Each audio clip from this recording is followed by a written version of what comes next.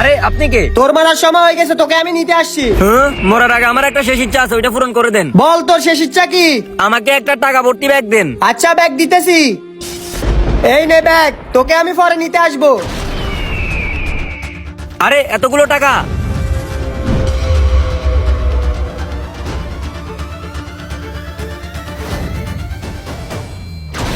হুজুর, আমার নামাজটা শেষ হয় নাই, আমাকে নামাজটুকু শেষ করতে দেন। আমি তোকে নিতে আসি নাই, আল্লাহ তোকে জীবন ভিক্ষা দিছে। কিন্তু হুজুর কেন?